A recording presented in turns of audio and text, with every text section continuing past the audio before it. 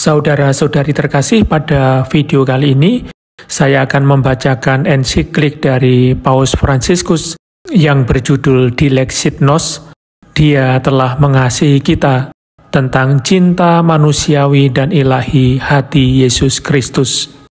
Nomor 1, Dia telah mengasihi kita, kata Santo Paulus, mengacu kepada Kristus untuk menyadarkan kita bahwa tidak ada yang dapat memisahkan kita dari kasih-Nya.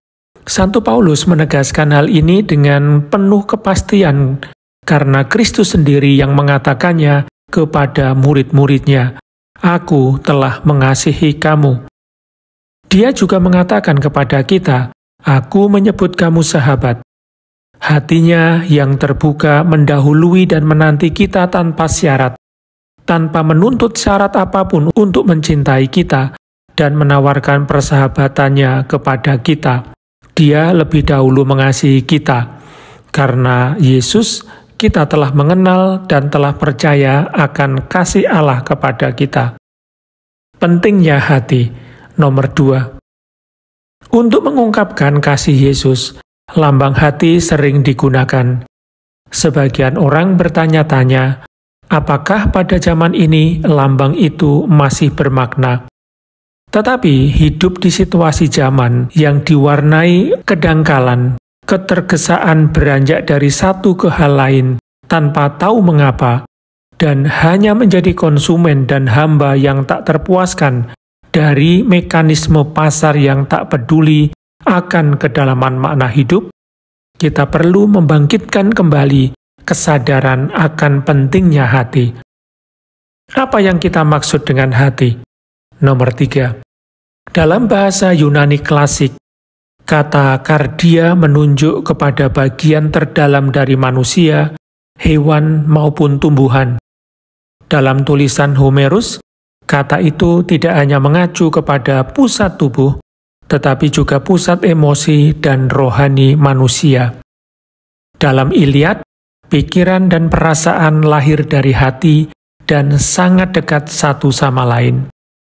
Hati ditampilkan sebagai pusat keinginan dan tempat terjadinya proses pengambilan keputusan-keputusan penting. Menurut Plato, hati berfungsi untuk menyatukan aspek rasional dan instinktif seorang pribadi, karena impuls dari dorongan hasrat maupun dari pikiran ditransmisikan melalui pembuluh darah dan menyatu di dalam hati. Jadi, sejak zaman dahulu sudah disadari bahwa manusia bukan sekadar kumpulan dari beragam kecakapan, tetapi sebagai kesatuan tubuh dan jiwa dengan pusat pemersatu yang memberikan makna dan arah tentang semua hal yang dialami. Nomor 4. Kitab suci mengatakan bahwa firman Allah itu hidup dan kuat. Ia sanggup membedakan pertimbangan dan pikiran hati.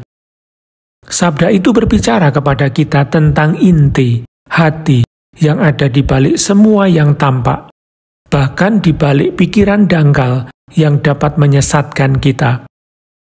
Para murid Emmaus dalam perjalanan misterius mereka bersama Kristus yang bangkit, mengalami saat-saat kecemasan, kebingungan, keputusasaan, kekecewaan.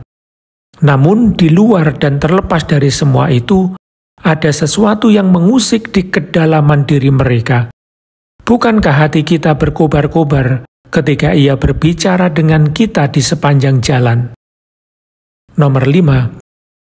Selain itu, hati adalah tempat ketulusan, ruang di mana tidak ada kebohongan dan kepalsuan. Yang ada hanyalah kejujuran kehendak. Apa yang sebenarnya kita pikirkan, percaya, dan inginkan, rahasia yang tidak diketahui siapapun. Singkatnya, kebenaran sesungguhnya tentang diri kita. Hati adalah bagian dari diri kita yang tanpa pencitraan dan ilusi, melainkan otentik, nyata, sungguh siapa kita sebenarnya.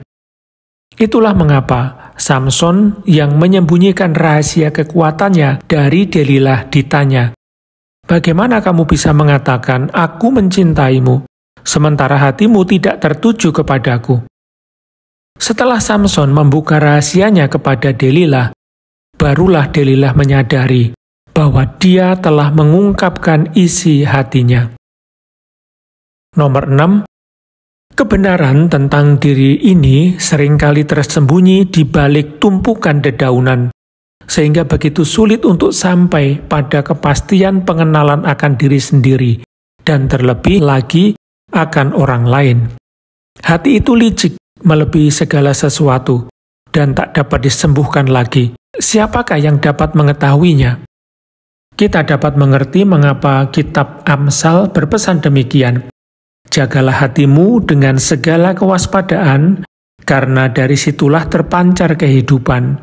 Janganlah bermulut dusta.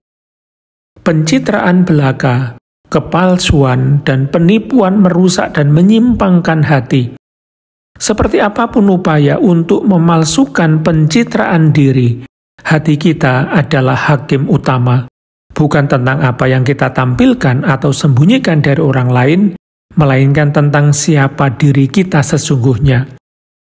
Ini adalah fondasi bagi semua bangunan hidup yang kokoh, karena tidak ada yang bermakna bila dibangun tanpa hati. Pencitraan palsu dan kebohongan hanya menawarkan kekosongan. Nomor 7. Sebagai gambaran, saya akan mengulang cerita yang telah saya sampaikan di kesempatan lain. Pada saat karnaval ketika kami masih anak-anak, nenek saya membuat roti dengan adonan yang sangat tipis. Kemudian dia memasukkannya ke dalam minyak, dan adonan itu mengembang.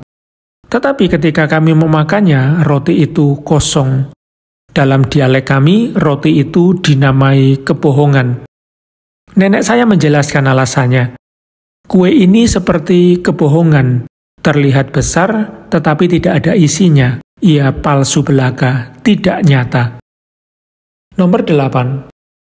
Alih-alih mencari kepuasan yang dangkal dan berusaha menyenangkan orang lain, hal terbaik adalah merenungkan pertanyaan-pertanyaan kehidupan yang penting. Siapa saya sebenarnya?